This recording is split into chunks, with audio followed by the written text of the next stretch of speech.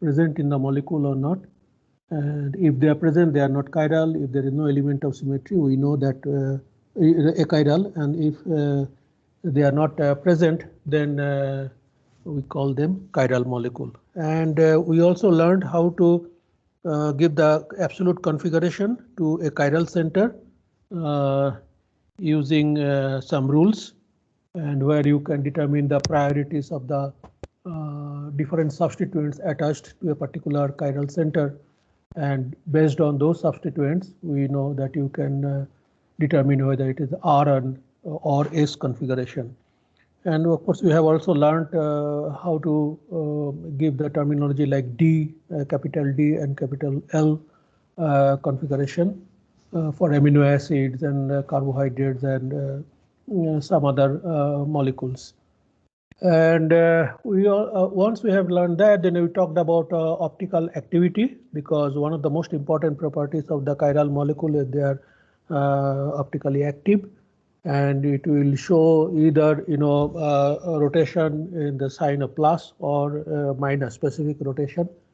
And like after that we learned how to make these chiral centers. We learned about some stereospecific reactions where the mechanism of the reaction will be such that you get particularly only one product. For example, SN2 type of displacement of a living group where you don't get any racemization. Mostly you get only one isomer from the molecule. So that is the stereospecific reaction. We have also learned some dash stereospecific reaction where the relative configurations of the two chiral centers, suppose they are getting formed in one reaction, it is determined based on the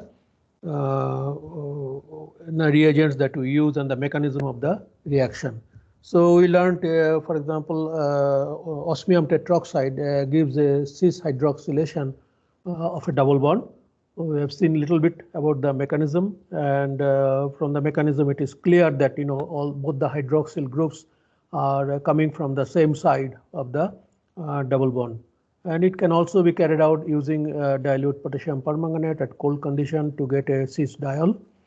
And we also learned how to make a trans diol. For example, if you have an epoxide and then under the reaction conditions, epoxide can get opened by acid catalyzed condition, and you can get a trans diol.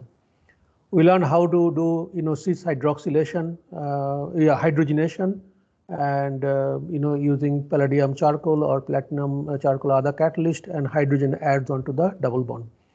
Bromination, for example, is supposed to give you the trans product, anti-product, as shown here.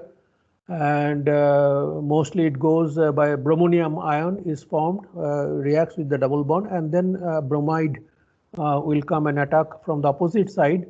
And depending on the substrate, you get two chiral centers, and it could be two enantiomers, which you get in a racemic amount, or you can get a meso compound, depending on whether you have a cis olefin or trans olefin.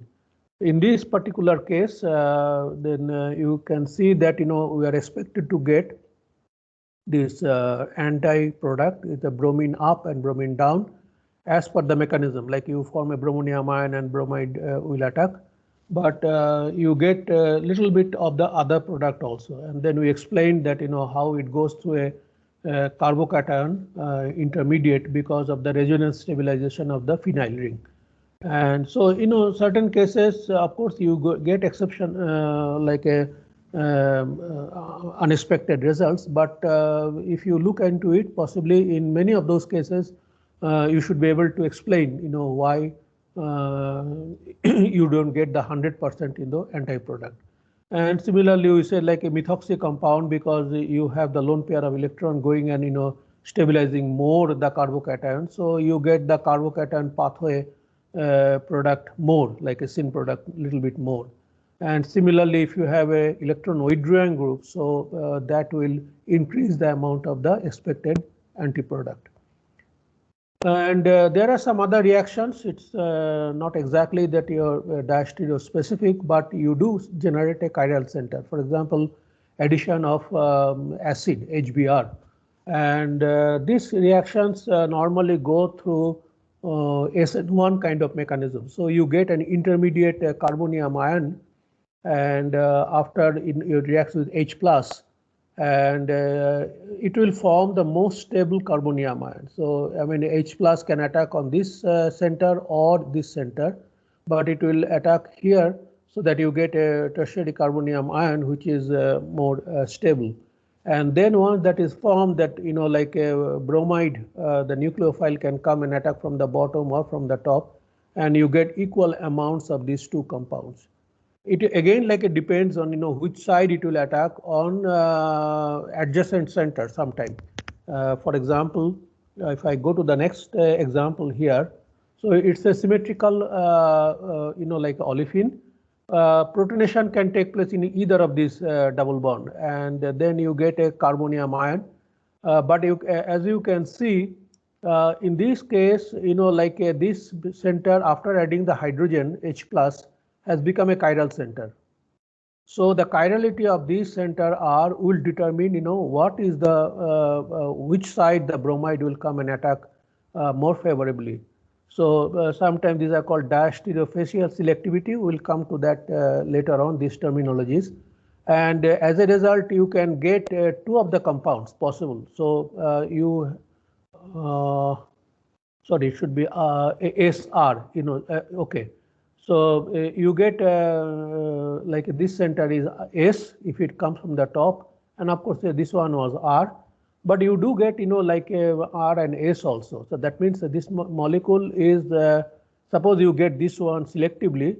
So diastereoselectivity will be specific, but enantioselectivity you don't get because starting material is not chiral. So as you are getting R, if H plus was coming from the bottom, you would have also got the S.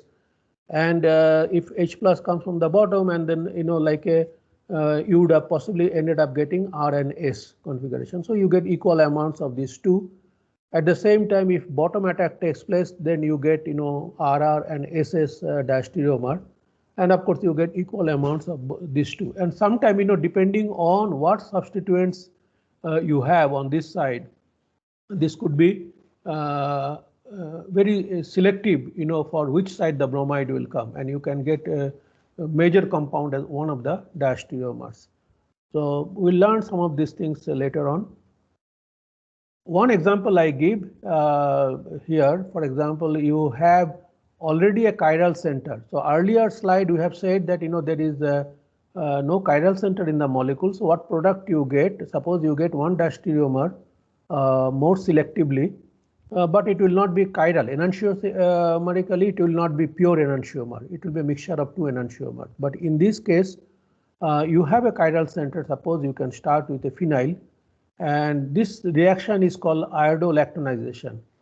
And it depends, like a olefin is like a planar. I can possibly draw the structure, other atoms in this molecule. So you have a hydrogen here,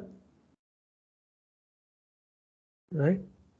And it will form an intermediate iodonium ion, and iodonium ion will attack on this double bond first, react, and then the iodonium ion can come from the top or from the bottom side.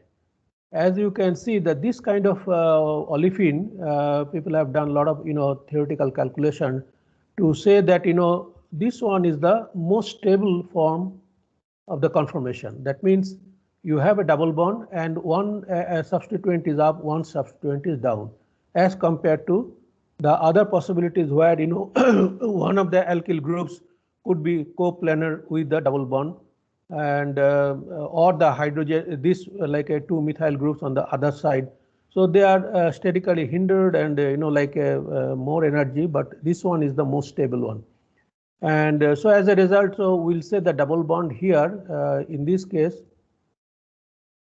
will stay in a plane where of the hydrogen, that is you have a hydrogen here, this center, it has a hydrogen, and this hydrogen plane will be on the plane of the double bond, and phenyl will be up, and this substituent on the top with a carboxyl group will be at the bottom.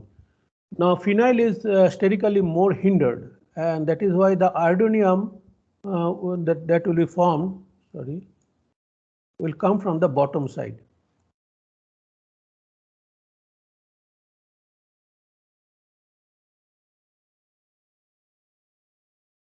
This species. And once it comes from the bottom side, this oxygen will come and attack here from the top side. I'm putting dark so that you can see a little bit better. So this oxygen will come and attack the double bond, forming an iodide and a lactone ring. And now you can see when it comes from the top, this hydrogen, if you had, I'm circling this has been pushed down. So push down means this hydrogen is here now.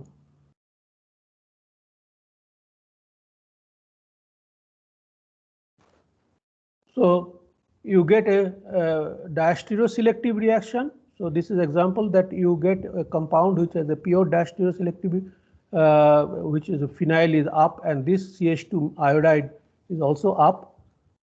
And also you get enantioselectivity because this phenyl, that starting material, was also a chiral compound. So we will not go into more details of this one, but as I said, like some of these reactions, you get diastereoselectivity as well as enantioselectivity, and depends on the mechanism of reaction and many other things. So if you do little bit practice, you will get to know the three-dimensionality of the reaction, that hydroxyl is coming from the top and forming that OC bond, or carbon oxygen bond, and the iodo is coming on the terminal position. Now we learned little bit so far how you get the chiral center generated in stereospecific manner, and from there we'll go in the once you have made these substrates, you have to know how to separate them, like especially when you have enantiomers. Diastereomers, I have told you earlier day that diastereomers can be separated by column chromatography, silica gel, or some other methods also. But enantiomer separation sometimes is tricky. So one of the methods that we use to separate R and S enantiomer will be called chiral resolution. And the way it is done, that mostly this kind of separation are done where you can form a salt with suppose you have a chiral acid or if you have a chiral base, so they can be separated by this chiral resolution. So suppose I have a mixture of this one R acid and S acid. So these are equal amounts. You have enantiomers. And then what I do, that I use a chiral base, and so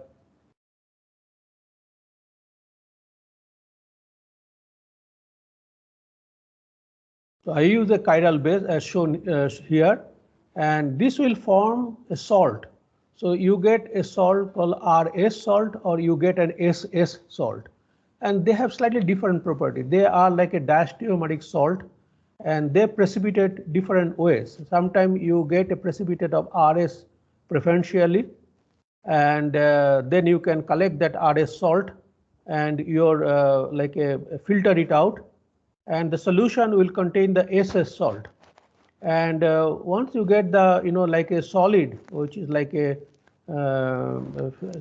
separated salt, then you take it up again in water, suppose, and then you add acid. And this acid now will form, replace the R acid and form a stronger, salt with the chiral base that you have used, and that will remain in water. And this one is an organic acid, and whatever acid you have used, and this can be extracted with organic solvent. So in organic solvent now you are getting a pure R acid. Similarly, the filtrate that you had collected after filtration, that contains SS salt. So there also, if you add acid and the base that was there, chiral base, that will form a salt, stronger salt with the base, and S acid will come out of the solution. And then you can extract with organic solvent. So that way you have been able to separate the enantiomer, two enantiomers of the acid, right? One from the solid that you have filtered and one from the mother liquor, like a filtrate. Now, examples are given here, and these are suppose you have an acid. So we use some chiral bases which are naturally occurring and may not be very expensive. For example, I can use phenylethylamine. These are commercially available chiral form. I can use ephedrine. So this is also like a chiral base. I can use phenyl glycinol. I can use aminobutanol or quinine or some other chiral base that is available to separate a racemic mixture of acid. But if I have to separate a racemic mixture of base, then I use a chiral acid to make the salt. For example, tartaric acid, I can use mandelic acid, I can use acetyleucine and camphor sulfonic acid and so on. Let us give an example. So this one, for example, is phenylethylamine. So I have a racemic mixture of these two amine in equal amounts, R and S. And into that one, I add now, I take them in water and then I add RR tartaric acid. So this is chiral tartaric acid and commercially available. And then when you mix these two, they will form the salt. So they form the tartrate salt. This amine and the carboxylic acid will form a salt as shown here. And then if I use RR tartrate salt, that crystallizes along with the S-phenylethyl ammonium faster from hot water. So you dissolve it in like a water, heat it up, and then when you start cooling it, then you can see that this particular salt from the top is coming out from the solution. This one.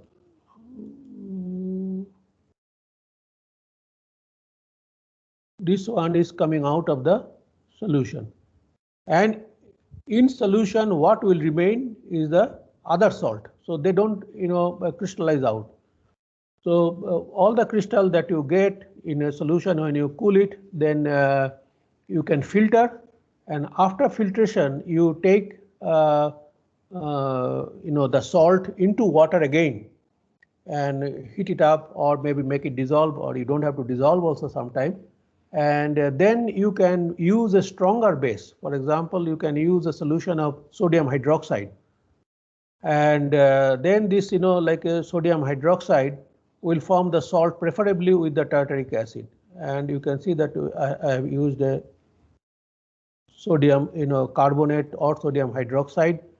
And then, the amine, the separated amine, chiral form, S-amine, will come out of the solution, water. It is not soluble in water that much. And you can use an organic solvent now. So that organic solvent, suppose you use hexane or petroleum ether, you can shake it in a separatory funnel and then remove the water layer. That will remove the tartaric acid salt with the sodium, and you get the amine in the organic layer. And earlier, when you have separated the crystals, you got the mother liquor. Maybe sometime you have to crystallize again, some remaining amounts will be there. Maybe 90% crystal you collected, 10% will still remain. So you have to repeat this so that you get most of the crystal out. And the filtrate finally will have the R salt. These are salt with the tartaric acid. And then now again you can add sodium hydroxide into that water solution, and R form of the amine will come out, and then you can extract with an organic solvent. So if I had done this exercise instead of RR tartaric acid with say SS tartaric acid, then possibly I would have got SS tartaric acid with the R salt coming out preferably faster, and then we could have separated from the crystal the R isomer of the amine. So this exercise one can do and very simple to do.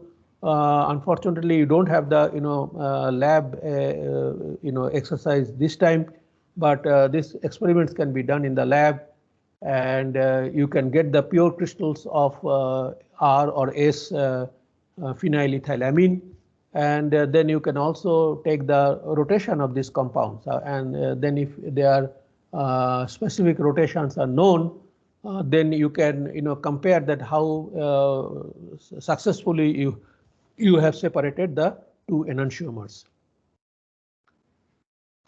Sometimes you can separate the enantiomers by forming a covalent bond.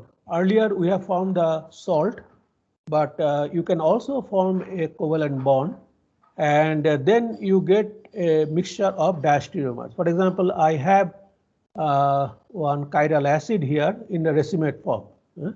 This kind of substituted acid. This is the chiral center here, and it's in the racemic form.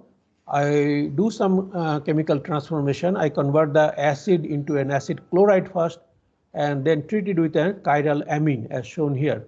And this exercise was done in our laboratory, and then you can see that that amine will react with the COCl and form an amide bond as shown here. And this organic compound is like a covalently linked between the two chiral center. It gives a mixture of diastereomer because the starting acid was racemic. So you had a S isomer, you had an R isomer, and you have started with a S phenylglycinol, and then you get SS isomer and RS isomer. Now these two are diastereomers, and as I said, like a diastereomers can be separated by column chromatography. So you separate these two isomers. After separation, then you can do the hydrolysis. So you take the pure diastereomer or also enantiomer, and then you treat it with sulfuric acid, dioxane, H2O, and reflux, and this amide bond will break, and then you get this carboxylic acid. And since it is an acidic solution, this carboxylic acid, what you started with, wanted to purify the S isomer, you can extract with organic solvent and it will come out. And this chiral base that you have used for making the bond, amide bond, will remain in the water, and then you can neutralize that water to get that amine and recycle it back. So if you sometime you use an expensive amine, and of course which amine you have to use, whether it has to be phenylalanine or any other amine, that will be sometime trial and error, because what you need basically the formation of the two diastereomers, which will be separated very well in the TLC, what we call thin layer chromatography, where depending on the polarity of the substrate, and you can get a separation of these two compounds, and they can be then well separated by regular chromatography. And so although this steps are involved, some chemistry is involved, but this also a standard practice to purify, to separate racemic mixture of enantiomers. Of course, this carboxylic acid could have been also formed a salt with an amine like this instead of forming a covalent bond.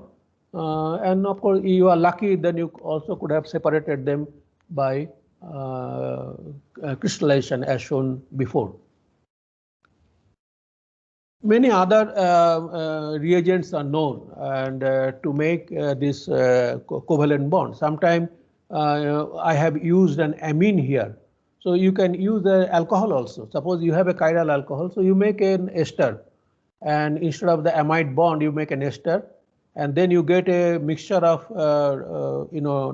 diastereomeric mixture of two esters, and then you can separate and clip the ester bond to get this required carboxylic acid. So it could be an amide, it could be an ester. So whenever you make a chemical bond for separation, it should be such that you should be able to clip them. You should be able to remove the chiral substrate that you have used for making the diastereomeric mixture at the end of the reaction.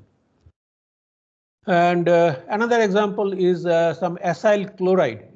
This is called MTP acid. So methoxy, trifluoromethyl, phenyl carboxylic acid, and sometimes it is in a shorter version. We call it Mosher acid because it was developed by a person called Mosher. So we call it Mosher acid. You convert it to a chloride like before we have done. And then you have to separate, suppose a mixture of alcohols you have, enantiomeric mixture and a racemic mixture. So you make an ester bond by using the acid chloride and react it with that hydroxyl compound. In presence of base, you get an ester bond formation. And then you can see that these two esters that you get are mixture of diastereomers. And if you have started with a 50-50 mixture of the R and S isomer, so you get a 50-50 mixture of the two diastereomers. So they can be separated, and after separation, then as I said, like you can cleave. Earlier we had an amide bond, now we have an ester bond. You can use base catalyzed saponification. You can cleave this bond and get the pure chiral alcohol as shown here. And from both these compounds, you get the two enantiomers pure. And then, of course, in the reaction, you also get the acid back, which can be recycled. And this exercise we do sometime to find out also enantiomeric excess. And we have learned when you are talking about optical activity, what is called enantiomeric excess. Suppose in a reaction, you have been able to get one enantiomer in the major form. Suppose you get a 90% of one enantiomer, you have made this alcohol, and 10% of the other enantiomer. And then how will you determine whether you got the 90% of the one enantiomer? So in those cases also we do this exercise where we try to make the diastereomers, and then by doing NMR, nuclear magnetic resonance studies, spectroscopic studies, we do, because as I told earlier that diastereomers will be can be like clearly seen in NMR. So their NMR will be different, and so you'll get some signals from one of the diastereomer more in the NMR if you have a mixture of these two compounds. And then from there you can find out that which isomer you are having in excess 90%. And then you can say that, okay, this reaction has an enantiomeric excess of 80%. So 90 minus 10, as I said, like 80% of EE or enantiomeric excess. So now since I have talked about NMR, this is not part of the course, but I want to tell you a little bit about NMR, so that you know what it is, because this is a very popular topic, and when you do like advanced stages courses, you learn more about it. But just the basic simple concept of NMR I want to tell you about in this course. So as you said, like NMR is nuclear magnetic resonance, and this normally we do for the hydrogen proton. And 1H hydrogen, it has a proton in the nucleus, and the proton has a spin state like a plus half or minus half. And in the normal circumstances, they are degenerate, like there is no difference in the energy of the plus half spin or the minus half spin. But when you add one external magnetic field, these two states separate, like a one where this will be aligned to the magnetic field, and which will be of lower energy, and the spin which has a minus half will be of higher energy. And so how much they separate depends on the magnetic moment of the nucleus. For example, hydrogen has a magnetic moment of 2.79, or then it will separate more than a carbon. So carbon has carbon 13, carbon 12 will not show like a nuclear magnetic resonance, carbon 13. So it has a magnetic moment of 0.7. So separate the different other nuclei, for example, fluorine 19 isotope will have a separation by 94 megahertz. And so this separation, once they separated, then most of the proton will remain in the lower energy form. And what we do at the end, this is like a like a big magnet, 900 megahertz, and the magnetic 900 megahertz we call it because it is the energy separation of the radio frequency that we use to separate the proton energies. And but otherwise the magnet here is Tesla. I think the unit is called Tesla. It is 21.1 Tesla. So somebody has climbed up. It is so big, and so more and more sophisticated NMR machines are getting built nowadays. And this kind of magnet, these are superconducting magnet. At low temperature, this material becomes superconducting.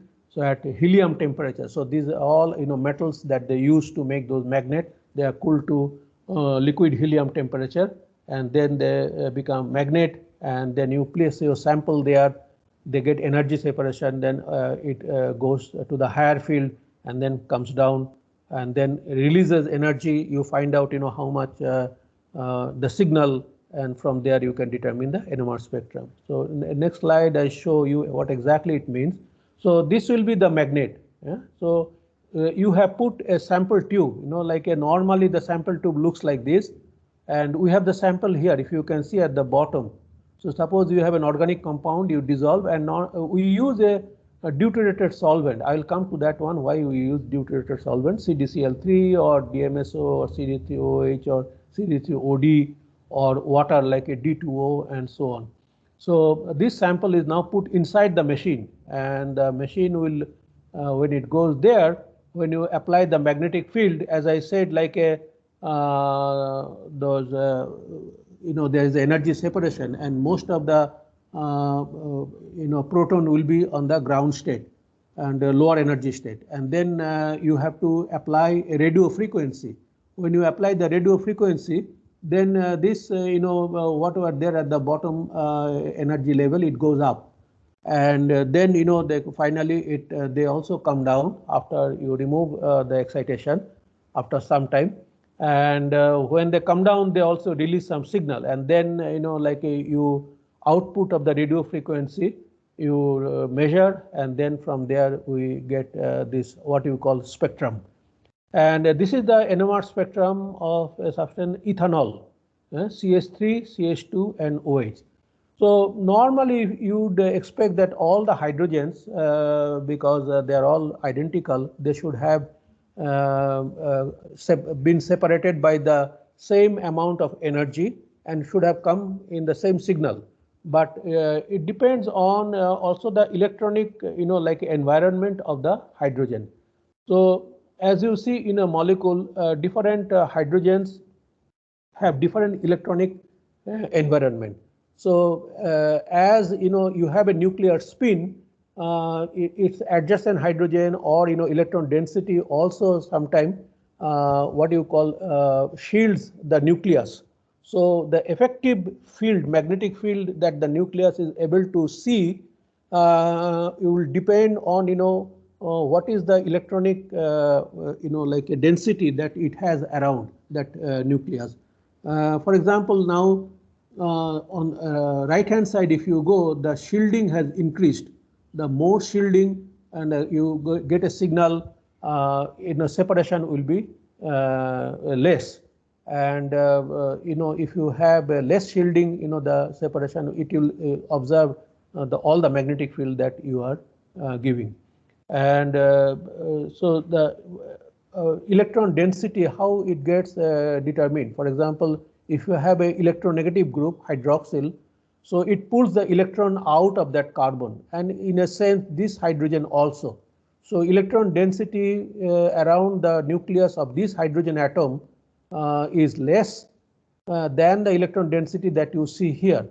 So the shielding of the nucleus increases from this oxygen this side to this side. And as the shielding increases, the what we call the energy required to excite this molecule will be there on the right hand side, and it will then appear in a different chemical shift. And what we call chemical shift is the frequency that required to excite that particular atom minus the frequency of a reference. Reference, sometimes we use tetramethylsilane, because tetramethylsilane, as you can see here, tetramethylsilane is used as a reference. And here is we call it maximum shielding, because silicon has an electronegativity much less than carbon. And I could have used tetramethyl carbon, but we use a silicon because then this methyl groups are maximum shielding effect. So because the electrons are polarized toward the methyl, and electron density more towards the methyl group, and hydrogen as a result to the hydrogen atom also. So hydrogen atom nucleus are most shielded in the tetramethylsilane. And also because it is a symmetric molecule, it gives a big signal of the 4 methyl groups, and that is used as a reference. And when you use that reference, the TMS comes on the right hand side of the spectrum. And as compared to TMS, how the other groups come. For example, I have acetone.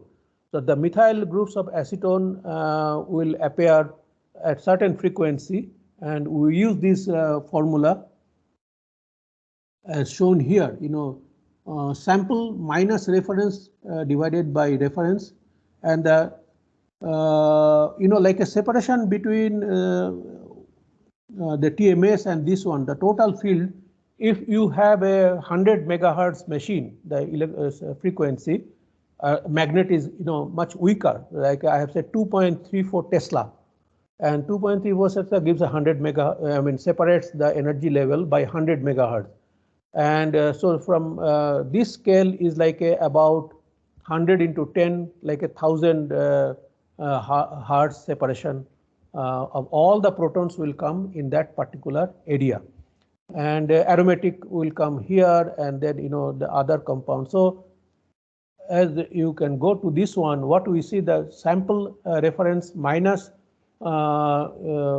frequency minus the reference sample, that is tetramethylsilane, divided by reference frequency. And suppose I say the reference frequency is 100 megahertz, and this one is 200 difference here on the top, 200 megahertz, and 200 hertz, not megahertz.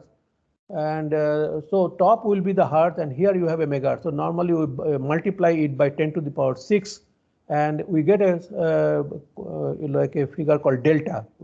Terminology is like a delta, or it is in parts per million ppm, and we get a number. And so acetone or some other proton will this hydrogen will come here, and is like a 1.2 or something is we call them chemical shift. So in NMR, what we learn basically, those who have interest, you can read a little bit more.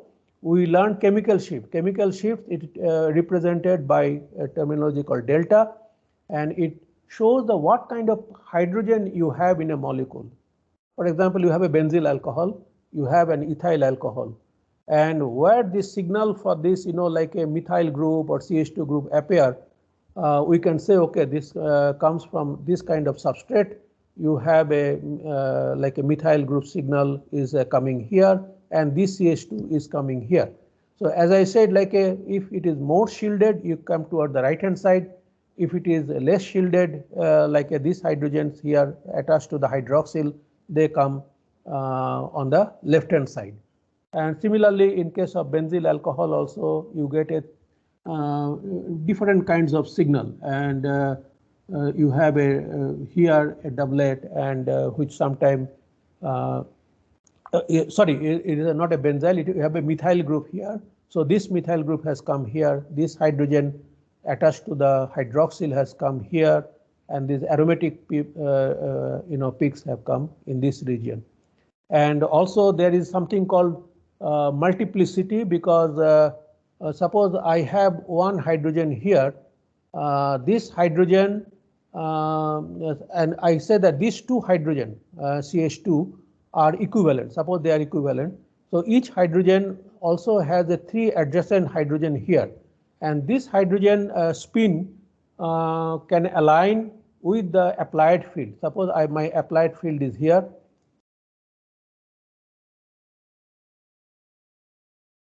This is the applied field. And then you have the nuclear spin of the 3 hydrogen adjacent.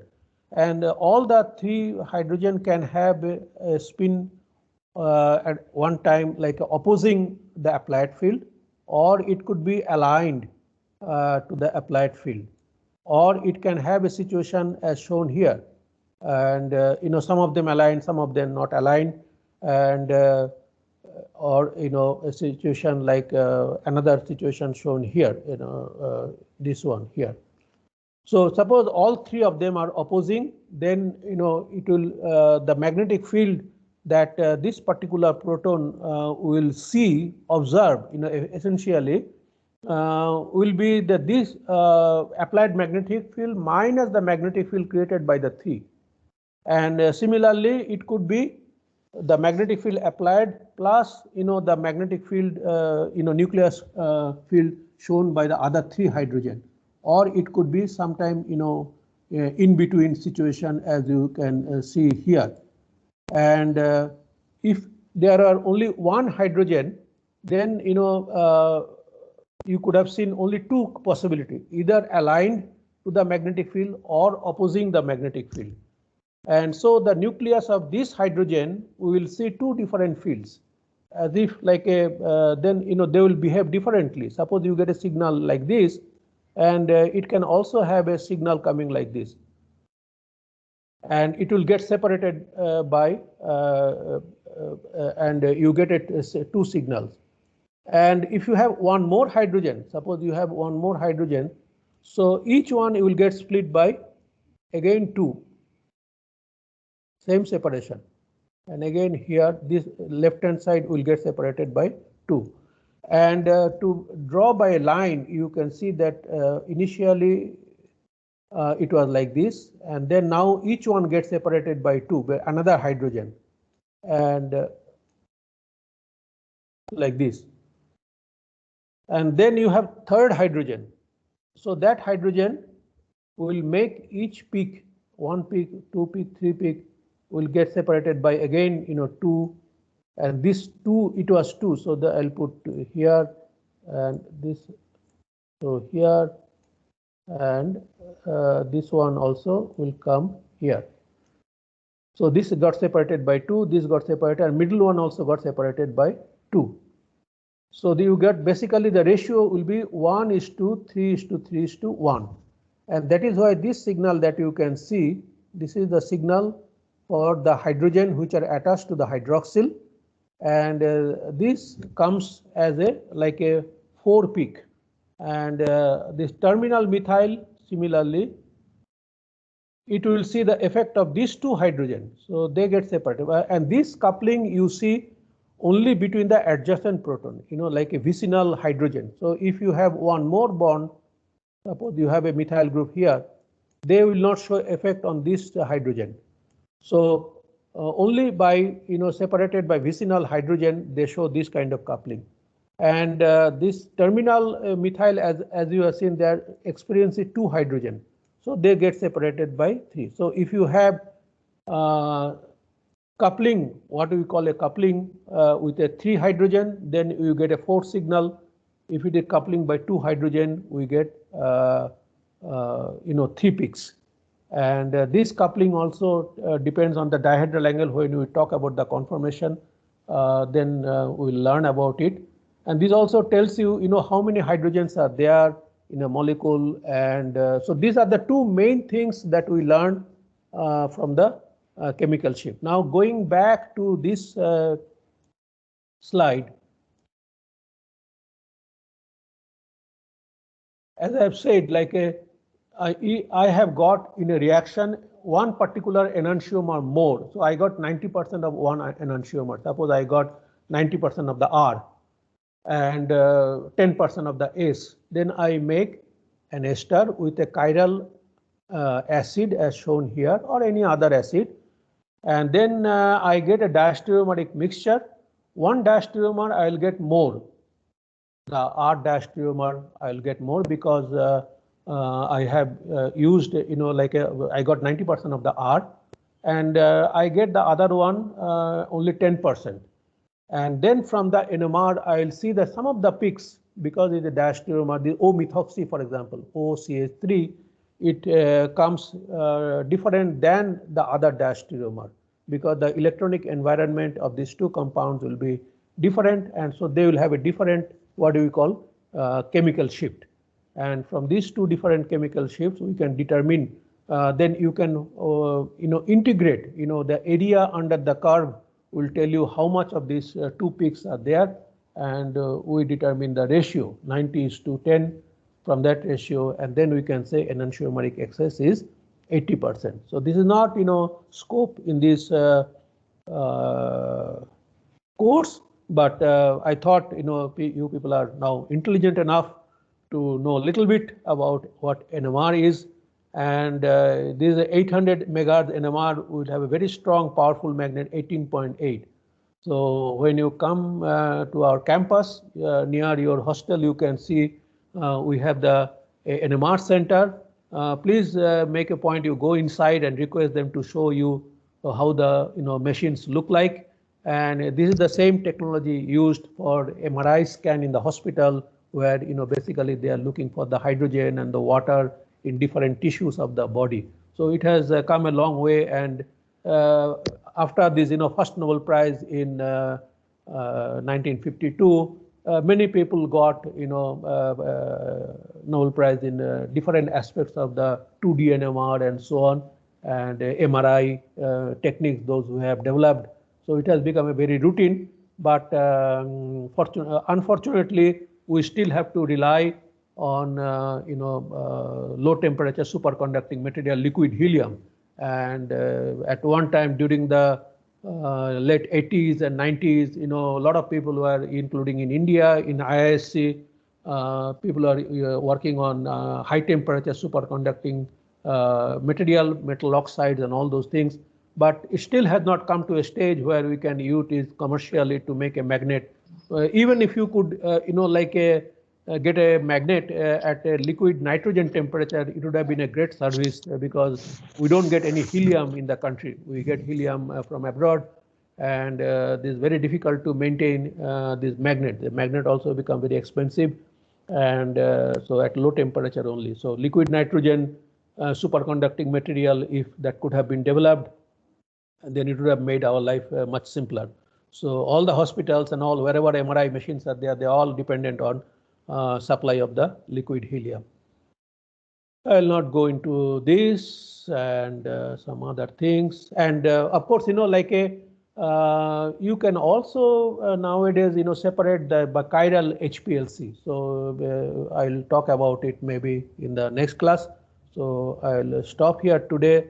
If anybody has any question, then you can ask me, and or you can clarify during the tutorial classes.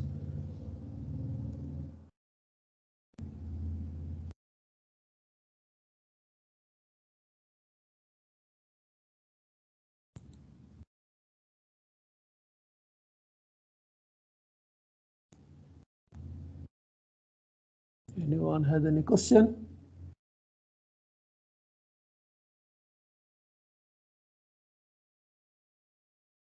No? Are you all there? Yes, sir. Okay. And I have already emailed you that your first assignment possibly they are in the Teams. So take a look, and those who have not done the assignment, please complete the assignment and submit those assignments by tomorrow, the scheduled time at 11 a.m. So that TS can look at it and evaluate them, because these assignments, as I said, will be part of your final grading. If there is no question, then I will log off now, and we'll see you again next on Thursday at 9:30.